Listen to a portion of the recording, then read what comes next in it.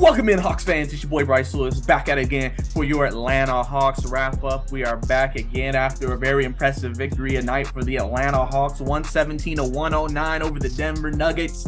Down 3 starters, the return of Bogdanovic. The Hawks played some of the best team basketball they've played the entire year when it was on display tonight, led by DeJounte Murray, who had 34 and 8 in the game, having to fill in. Obviously, Trae Young scratch of a shoulder injury. I'll get more into that situation. Apparently there's some rumors going on about the team, but we're going to talk about the positives right now. AJ Griffin with 24 tonight, big 2 contributions from your backcourt. That is about, if I calculated my head correctly, 58 points from your backcourt between the 2 players. Jarrett Culver continues to give us really good minutes, good rebounding, good energy. I'm telling you, at the way he's playing right now, he definitely could steal some minutes.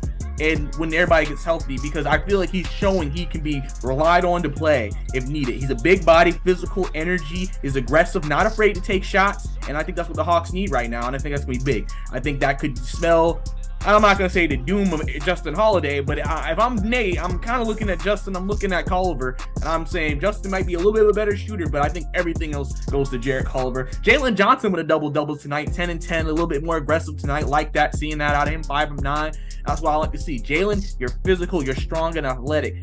Keep pounding the defense. Do not let them off the hook. Be aggressive. Saw some timidness a little bit tonight, but saw more aggression, and that's what I want to see from my guys. And then Clint Capella, 12 and 11 tonight, had the job of guarding Jokic. They showed during the game. This will be Capella's 13th win against Joker, 13, and then Joker has 7 wins in the head-to-head center battle. And the stats are not even that far away. Clint Capella, we think, he's a very, outside of rebounding, maybe blocking shots, a very average player, but he competes with some of the best centers in the game, and he gives it us all on that end, both ends actually. So I mean, that's big for him. Off the bench, Bogdanovic played 22 minutes tonight in his return. Obviously his shot was off tonight, only 5 points, only a jumper and a 3. I expect Bogdanovic to continue to get his rhythm and his groove back. That's just something that comes part of being hurt, not playing basketball, especially in game action for a long time. So I'm not worried about Bogdanovic. He will be probably our top bench guy when everybody gets healthy anyway, so that's not something I'm really too worried about, so to say.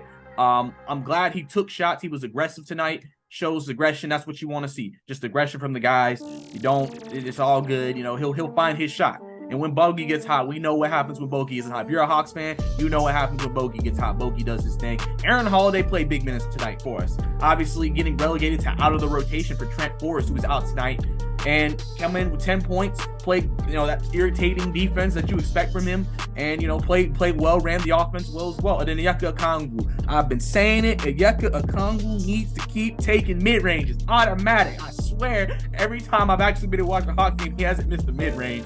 He needs to keep taking it, because clearly he's mastered that in just one off season.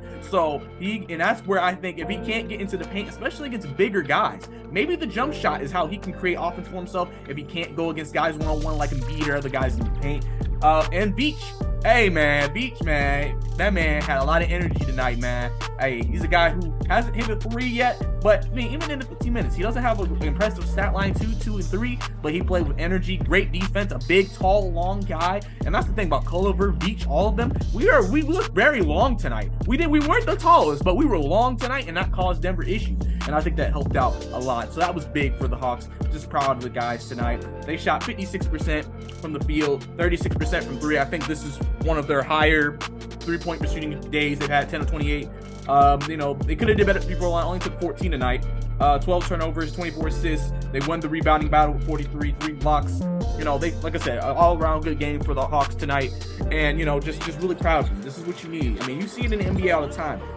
Bob and Nick mentioned it on the broadcast tonight. You have guys, you have injuries happen to other teams around the league, starters, and then you got guys coming off the bench. You're thinking this is the end of the bench having to play major minutes. We're going to lose this game. And then you come out and they play spirited basketball. They play competitive basketball. They play great basketball. And that leads to them getting wins. And tonight that happened to us. I mean, think about it as a Hawks fan, how many times have we played teams this year who had injuries? And you said, okay, we should win this game because they're having to go to their third unit, and then they still beat us. Or they're still in a very close game and you're just like, what happened? I mean, listen, you have nothing to lose. You play hard when you're coming down in that situation. Culver and all of them, they have something to play for. They're trying to say, hey, this is my opportunity to play and show Nate McMillan I deserve to get some PT.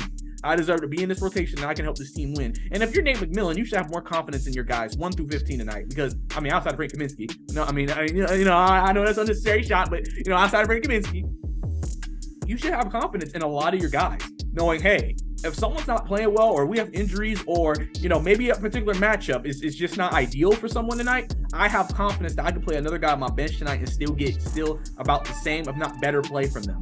And I think that's what you want as a head coach. You want to know, hey, if a matchup arises and this may be better for someone, why not take that matchup? And I think that's big for them. So I hope Nate really looks at this film tonight. Obviously, like I said, Jarrett Culver has been impressing me. He'll be at least, he may not start next game if Trey comes back. Obviously, I would think AJ stays in the starting lineup, just goes to the 3. But, I mean, he definitely is someone who's going to play a lot of minutes the next few games, and I'm excited to see that. Obviously, AJ Griffin, like I said, 24 points, tying his season high. Just another great performance for him tonight. Continues to really show how much of a steal the Hawks got him, getting him as late as they did in the NBA draft this year. And just a big contributor. Kind of gives a guy, like, when Trey's out or DeJounte's out, you have another guy who can score the ball and really be big if needed too. And so, like I said, it's an overall great team effort tonight from the guys. Proud of them realistically. I have a weekend off, get to enjoy all the football that we're about to get this next weekend and everything under the sun. Now, I want to talk about something that came up. I've worked today, so I didn't even see it before the game, until before the game started. Apparently, there was a clash this morning with Nate McMillan and a player on the Hawks team. Out of the blue, Trae Young was on the injury report, and he was not in the building tonight. So I'm sure some speculation is running rampant that maybe potentially Trey was that person who got into a clash with Nate McMillan this morning, and that's why he wasn't even at the game tonight. Obviously, we don't know. There's people within the Hawks circles who have an idea of what it is. Some people don't think it's a big deal realistically. I mean, and honestly, it might not be. Sometimes you have those heated discussions and arguments, because I'm sure if Trey, he wants to win, Nate wants to win, maybe they just had a great disagreement, and yeah, he had to send maybe Trey home, or whoever is the person is. He's my person who got into the argument who could have played tonight. But I think realistically, you know, if you're the Hawks, I mean, there's nothing to worry about. I mean, we'll see if this is something that develops into more. I'm sure anybody who has any inside sources or any inside information on what's going on probably will talk about or discuss, you know, that privately. Maybe you know how teams have articles that come out after a period of time. Like if something happened, the Hawks fell off and Nate McMillan get fired, maybe that will be mentioned later in that time period. But I mean, I'm not too concerned about it right now. It'll be interesting if there is more details that come out about it, what's said, why something happens. So that'll be interesting to keep an eye on, but I'm not really too worried about that if I'm the Hawks and and if I'm the fan base. I don't worry about that too much. Honestly, I'm focused on tonight's win, a very impressive victory, like I said, over a Denver Nuggets team, 14-7 coming into the game. An impressive team, a team expecting to compete for the playoffs, especially healthy. They didn't have Michael Porter Jr. tonight, but still had Joker and Jamal Murray, and the Hawks really were just able to, you know, hold them off at the end, hold them off in the third quarter, and just play good basketball, play great basketball, great ball movement tonight. You know, from the guys, everybody was active, aggressive tonight, and that's what we want to see if you're in this situation, especially when you don't have a lot of your starters. So I think this is going to be big for a lot of those guys' confidence moving forward as well. So, you know, we'll have to see. So, you know, like I said, we got OKC coming in here Monday. Sage Alexander going to come in here, obviously a 30-a-game guy, so that's who the Hawks have to target, obviously, when that game happens this Monday. But I'm proud of the guys tonight. Really great performance. And, you know, I look forward to, you know, we started a winning streak. Let's see if we can keep it going. We just had 3. Can we get 3 in a row? We'll have to see. This was your Atlanta Hawks wrap-up. If you want to keep up with me, follow me on Twitter at Bricey_2K for all Hawks takes and news and rumors and everything under the sun. So this was your Atlanta Hawks wrap-up. I'll see you next time.